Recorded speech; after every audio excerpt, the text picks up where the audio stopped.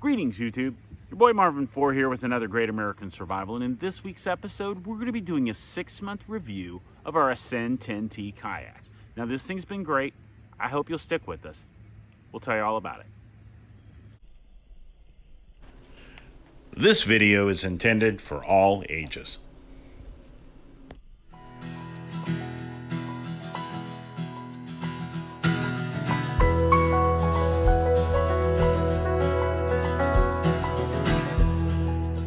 So this kayak has been really nice. We've really enjoyed it. It's a lot easier than I thought it would be to manipulate, being it's a 10-foot kayak. It is a little heavy, but it's very well designed. It was missing a few things that we've added to it, and I'll tell you about those in a minute. And I'll actually tell you about the playlist that I'll connect you to. At the very end, I'll put a link. I'll put a little pop-up at the end where you can click on the playlist, and it'll show you all the modifications I've done and how to do them yourself. Because if you buy one, you're pretty much going to want to do all of these things to your boat at one point or another, if you plan on fishing from it or anything like that. The boat itself, I like the boat. The boat is really well laid out, and for the price tag especially, you can't beat it. I love the low profile sides, which makes it where when you're putting it up on a roof rack, like I don't have to here, but I did have it with another boat in the back of my truck with my son's Pelican. Wanted to be able to carry two boats in the back with my camper top on and just slide them both in.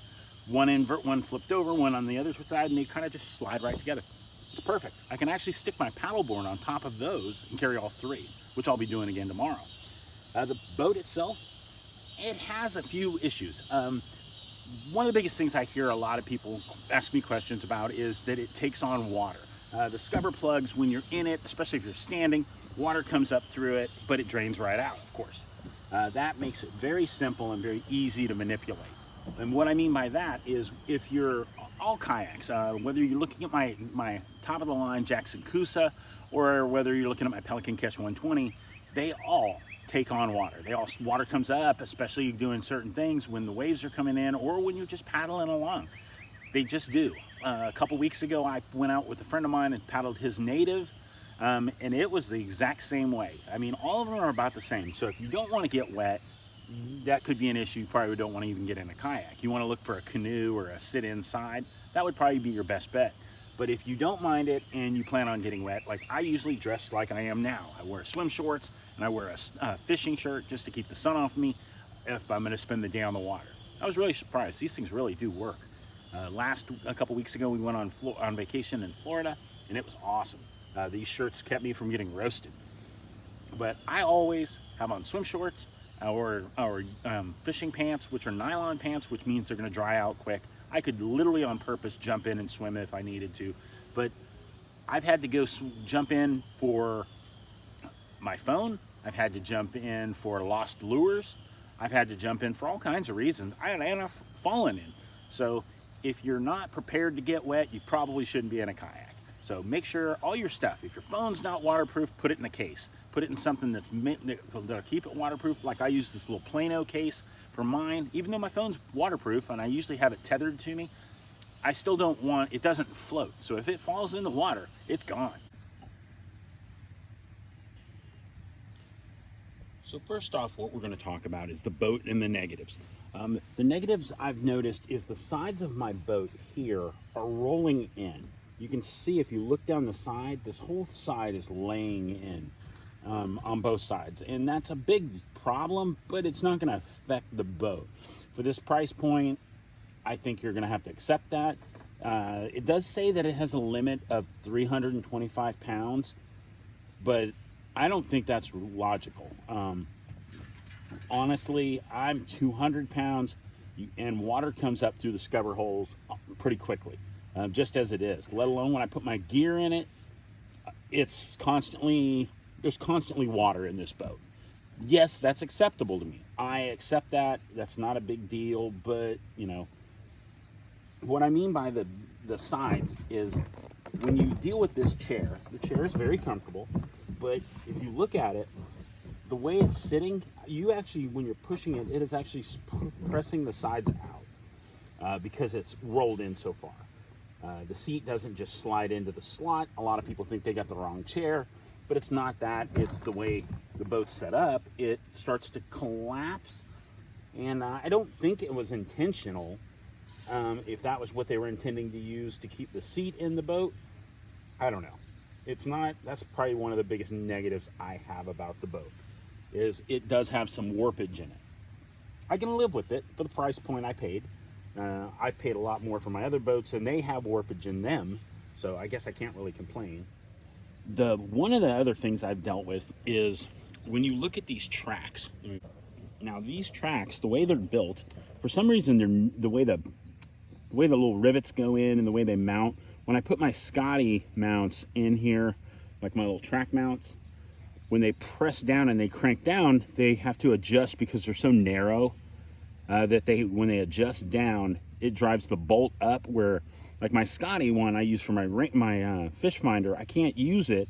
I have to use a spacer. I have to use a 6-inch spacer because the bottom of it is got a steel stud in it to hold the base together.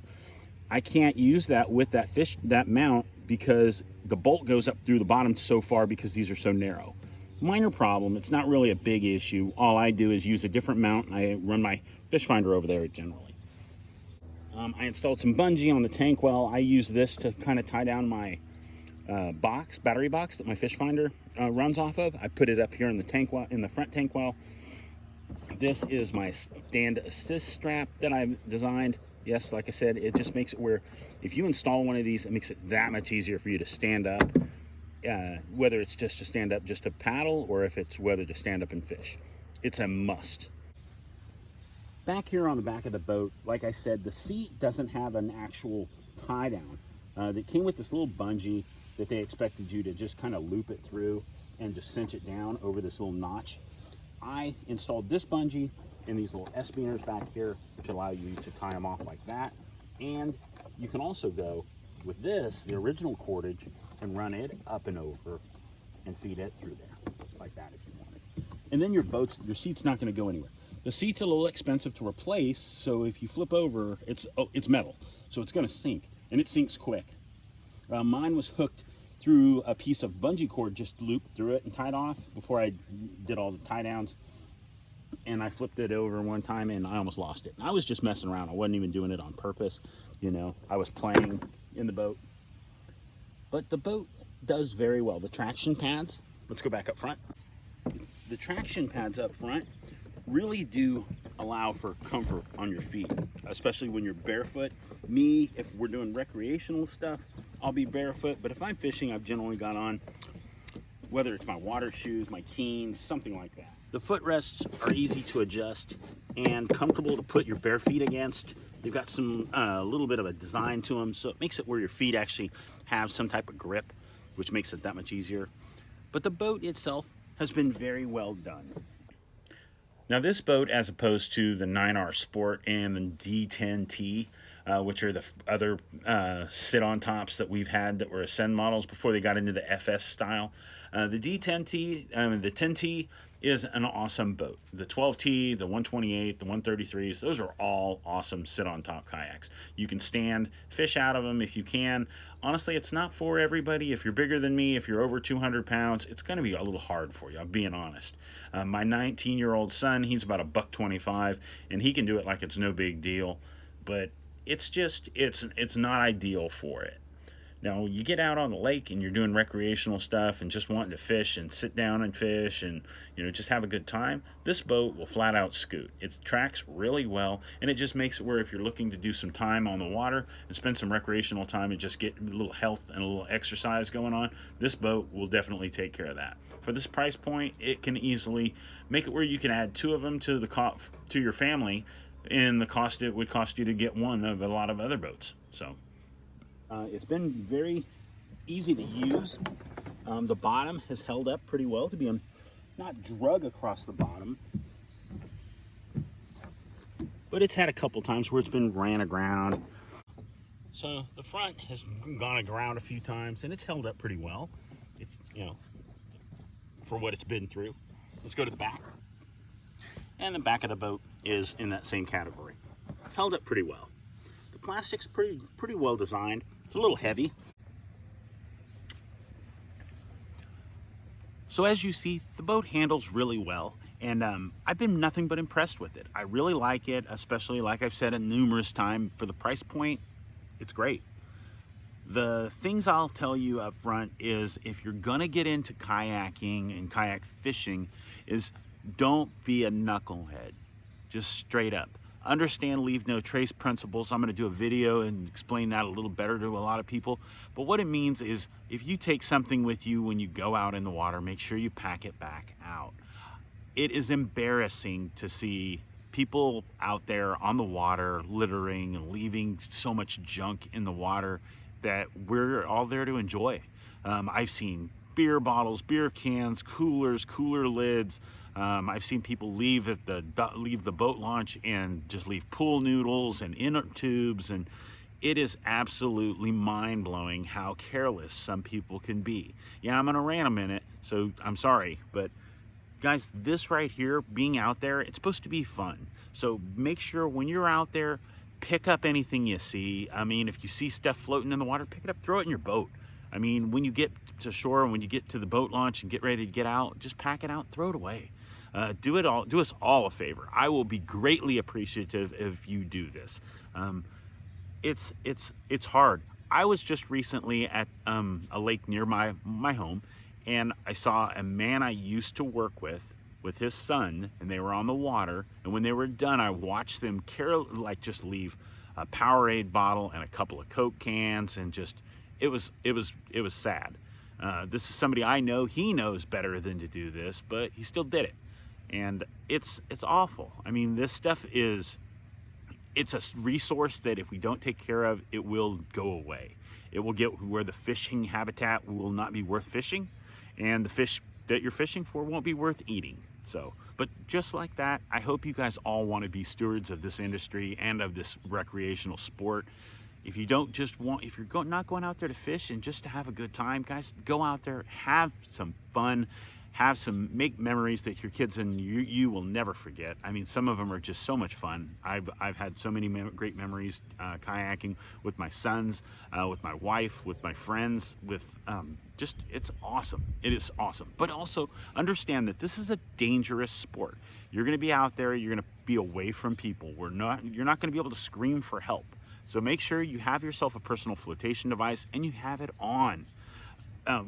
When you fall out, you're not going to be able to, when you're with your kids especially, say when you fall out or you guys both flip over or something happens, it's wonderful to know you don't have to be there in 30 seconds. You can let them stay calm, you can let them manage themselves, and you can let your kids get back in their boats on their own and let them build that confidence that's going to carry with them the rest of their lives. And also be that person that you're the same way. I've seen people fall in and they've got on blue jeans and big old shirts or hoodies, and and not wearing a life jacket, and you're watching them struggle, and then they're too big, they can't even get in their boat if they wanted to. So guys, pay attention to what you're doing. Make sure you're wearing a life jacket that works. Make sure your personal flotation device fits you and the sport you're doing. If you're just going out to do some recreational use, make sure it's the right one, because if you have on one that's right and it's comfortable, you won't want to take it off. It won't be a big deal. Well guys, that's going to do it for us. I hope you guys enjoyed this video, and if you did, give it the old thumbs up. If you're new to our channel and you haven't seen any of our other videos, there's going to be a playlist at the end about all the mods for the boat. And also guys, go check out our other adventures. And if you guys are nearby, we're in Georgia, guys, get out there this week, spend some time on the water. Make sure you contact us. We're on social media, we're on Facebook and on Instagram. And if you're nearby, maybe we can hit the water together. Guys, have fun and make sure you're making memories that'll carry with you and your family for the rest of your lives. Make sure you take time this week to get out there, enjoy yourself, enjoy nature, be prepared, and stay safe. God bless, guys.